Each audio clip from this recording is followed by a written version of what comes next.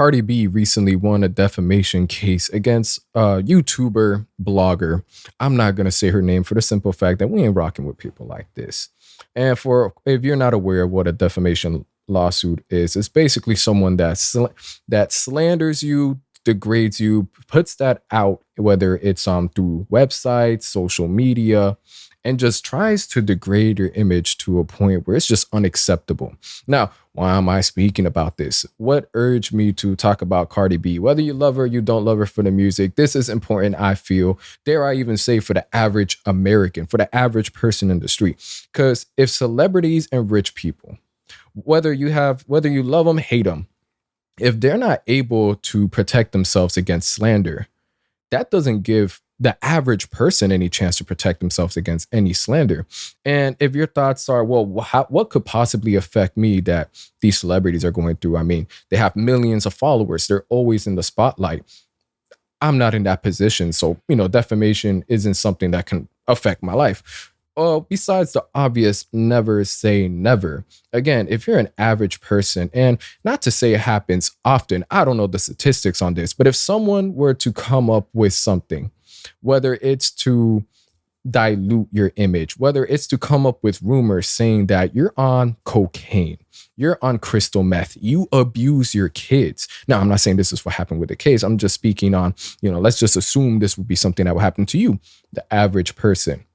And they're just pushing this content because it isn't like they're whispering it to someone. They're making videos on this. They're specifically naming you over a repeated amount of time. And that catches up to your work or potential close friends. That can cause tension. That can cause rumors to now swirl about the workplace. And this isn't so much for the sake of, don't be soft and care about what people think. But if it starts affecting your image, it could start affecting your career. It could start affecting the bread that feeds your family. And we're living in this stage of social media. And you've seen it already. God forbid you wrote something in your teenage years on Twitter. Fast forward, everyone catches on, and now you lose your career. Now you're regarded as a piece of shit in front of the whole world. But if those things catch up to you, do you have the resources to fight against it, to prove yourself for who you are, whether it's your innocence, and to, sort of find a repercussion for the person pushing this out? Because the biggest thing we've been dealing with, or, that has been seen over the past couple of years, whether it's false rape allegations, whether it's, the great comments that are just degrading towards the other individual. It's once these things are recorded, written, typed, whatever it may be, if the person is wrong, that's it. I mean, they just go on, live on with their life, maybe even continue the degrading lifestyle that they live on. Because there's, how it is. There's gossip blogs, whether I wouldn't say shade room. I don't think they're gossip. Again, I don't go on shade room. So maybe that won't be the right platform. But for the blogs that focus on negativity, they face no repercussions for even reporting on something that is a lie that can affect the way you even live, the way you move.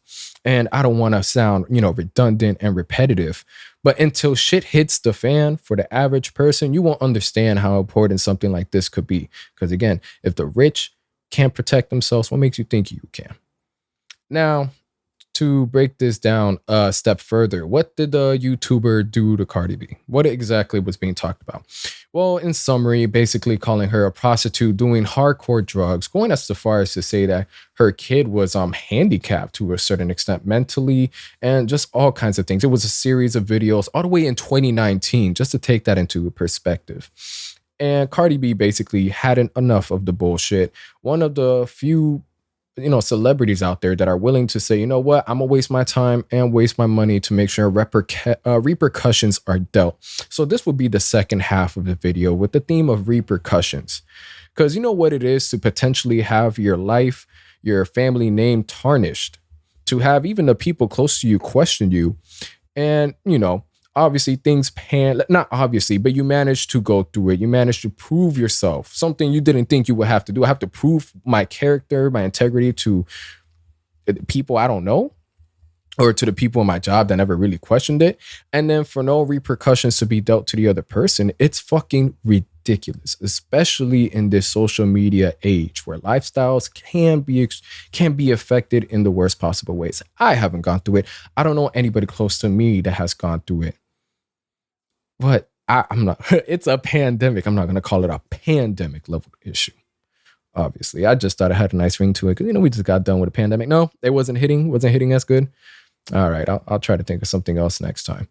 But no, seriously, repercussions are never handled for these people. And I will take it to rape allegations because for the most part, I have male audience. Most of y'all are males.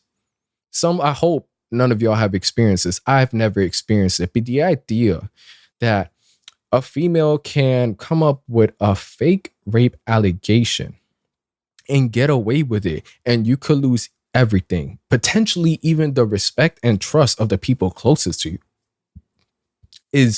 I don't even know how to fathom that situation. Now, again, if you don't have the resources to deal with it, to prove yourself, you know how much that can exhaust you mentally, spiritually, to the point where it could just be the lowest part of your life.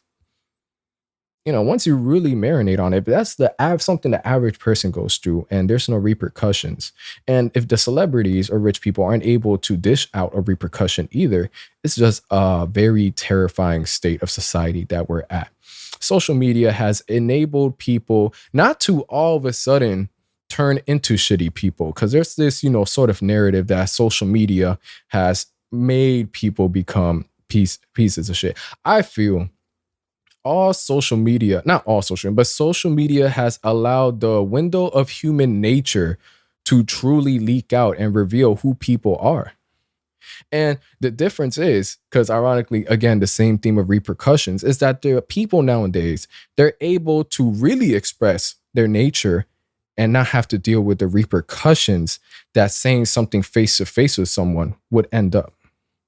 No, you're not going to get punched in the face if you tweet something, make a video. And in the cases that I was saying before, people don't really want to spend the resources to prove themselves in the court system to give the repercussion for someone that's degrading their image. So they're going to go all out. They're going to make money off of it. They're going to profit. And for the ones that aren't profiting, they just strive off this negativity. And I would even argue that's how people have been winning in this case, because there's no repercussions.